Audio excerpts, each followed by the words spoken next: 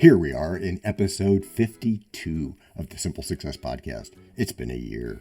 This is financial life coaching from a happiness perspective. Coaching happiness. When you change you, you change everything. How will you be changing you today?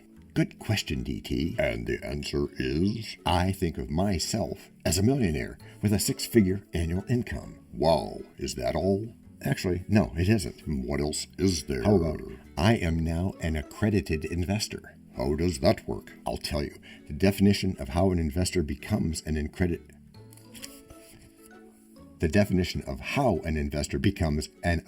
investor is maintained by the SEC. The SEC? The Securities and Exchange Commission? Yes, the group we talked about in episode 45. And the $1 million?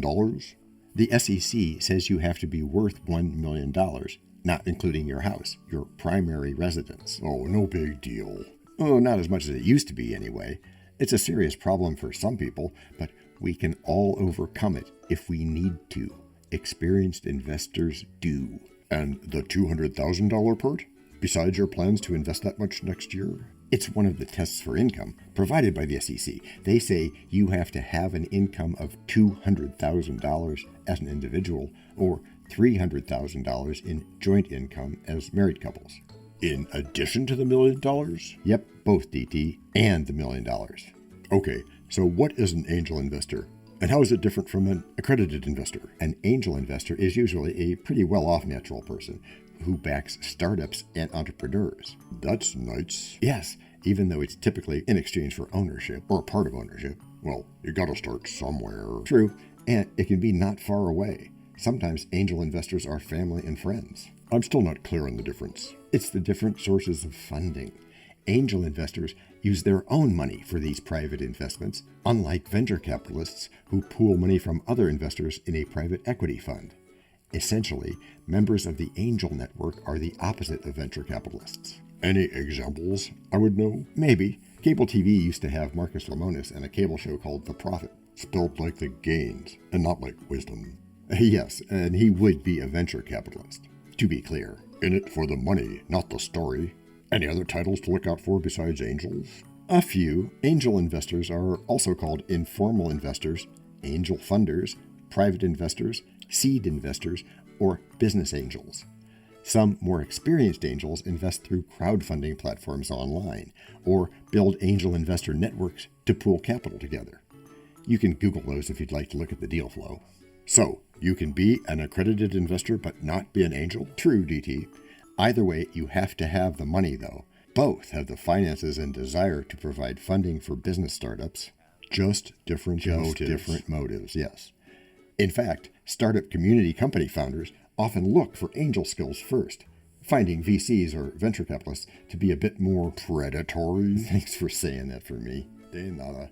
Where did the angel name come from? The term angel came from the Broadway theater, when wealthy individuals gave money to save theatrical productions. A different sort of public funding then. Kind of, yes. Who can be an angel investor? All individual investors who are looking for a defined exit strategy. Like getting out completely after a few years, or maybe a high ROI. How high is the rate of return they want? Sometimes as much as 22%. Aren't there cheaper ways to get money? Another source of funding? Like a bank? Maybe. The cheaper sources of financing, such as banks, are not usually available for such business ventures. Why? Too risky for them. Or at the very least, outside of their wheelhouse.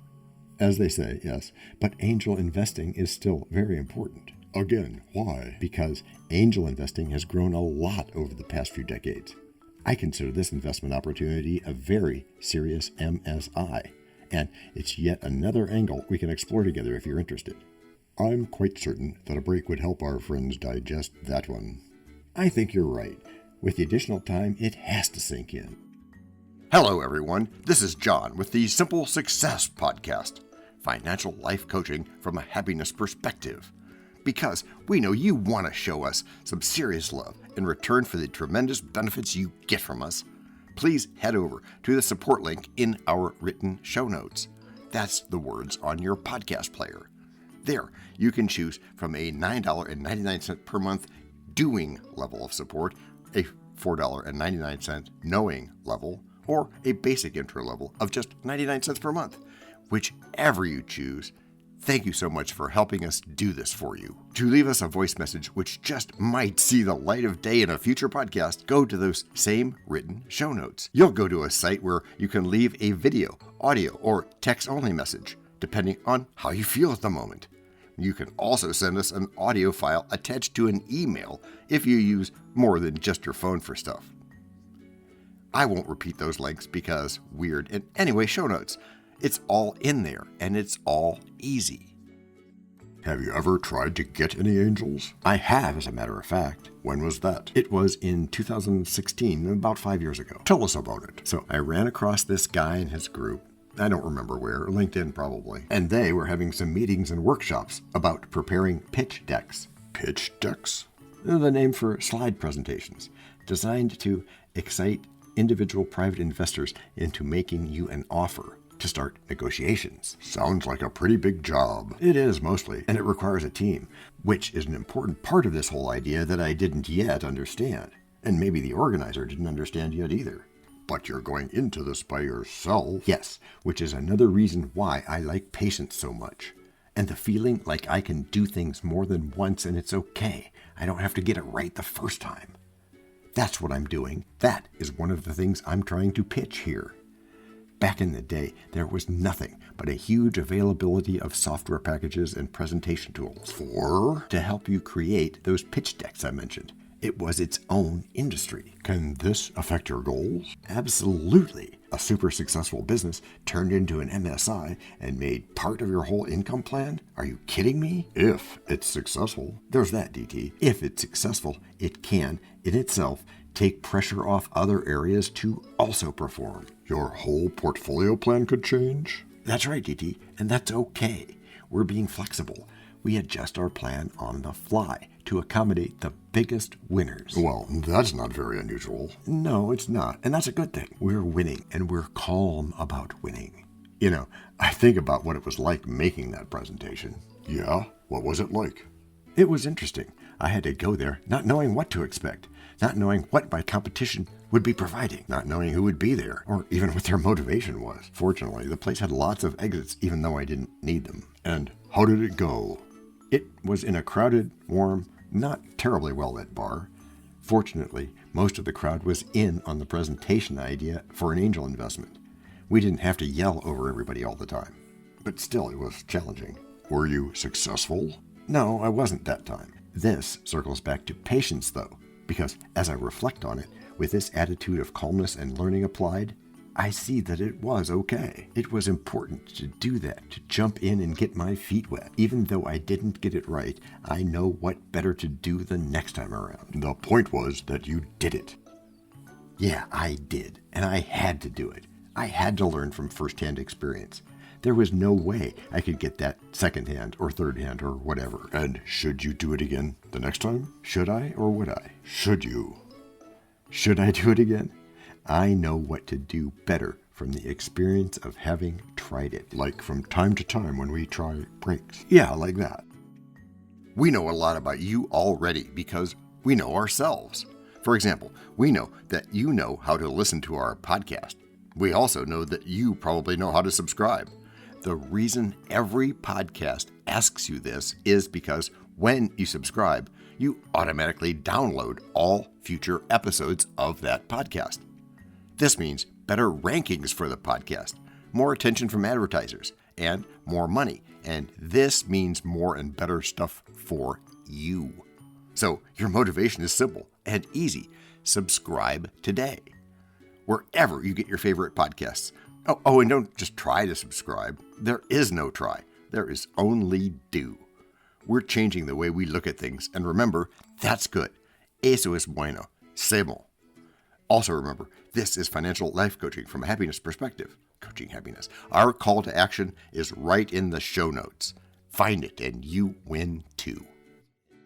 There was, a while ago, a bunch of people who were interviewing to see which of them could lead a mountain expedition. Describe the room they were in. DT, I'm working on being a better storyteller, as you know, but I'm not quite ready to go there yet. Next year, then. Okay, but what about now? I would just go on. Right. There was also a psychologist. And his job was? to make sure that the person who led the expedition was the person most mentally fit to do so. So, how did that go? It went very well, actually. This psychologist asked this of every person interviewing to be on the team. I would have loved to be a fly on that wall. Me too. And while many of them said, "I'm sure going to try," or "I'll give it my best," one person with the relevant experience said, without needing any considerable time, "Yes, I will." That sounds oddly familiar. Oh, well, that's because the Spanish and French translations, respectively, are "Eso es bueno" and "Oui, je le ferai." Oh, that's where I've heard it, since we focus on language a lot. Among other things, yes. But make sure you don't forget this point. Which is what? He said, "Yes, I will." Oh, there was a confidence in his voice. Yes, in his voice, in his attitude, in his mind, in his being. He visualized himself at the top of the mountain, successful, no matter how hard it was, no matter what anybody else said. That's kind of like your 1% better idea, isn't it? You know that's not my idea. Okay, yes, I was being nice for a change. Not your idea, the idea. It is similar, yes. And how does that work exactly again? Well, it's a concept which has been turned into a meme and motivational speeches and lots of different things, maybe even NFTs. But the idea is totally in line with my idea, with my policy of predetermining and even scripting gains. Scripting gains? I'll get into more detail about that in future pods. The general idea for now. Okay, here goes. Write this down. Yes, use a scratch pad, but please do the math for yourself. What if you hate math? Do it anyway. You'll improve with practice in math and in the goal you're working on here. Okay, let me help. You're starting with today, and today is 1.00. And if you improve by 0.01, then tomorrow it's 1.00 plus 0.01, or 1.01. Right, DT. You are 1% better tomorrow. Now, what if you do that every day for an entire year? 365 days. 365 and a quarter days, to be exact. Geek. You will be 37 times better at whatever that thing is. Investing, speaking, writing, running, loving, whatever. By the end of the year? Yep. By the end of the year, you'll be 37 times better than when you started. Just 1% per day? Yes, DT, just 1% per day. But that makes practicing easy. Too easy for you? I didn't say that. But you admit that easier can lead to better. Unless you use it for an excuse. True, but we'll say that you don't do that. Instead, you practice more. Which means better practice. After which, you'll get good. Gracias por escuchar. A la prochaine. In this Simple Success podcast, as well as in our webinars and masterclasses, we very much want to hear your story. Well, to be real, in future episodes of the podcast, webinars, and masterclasses. And this means you. Your participation is critical to our mutual simple success.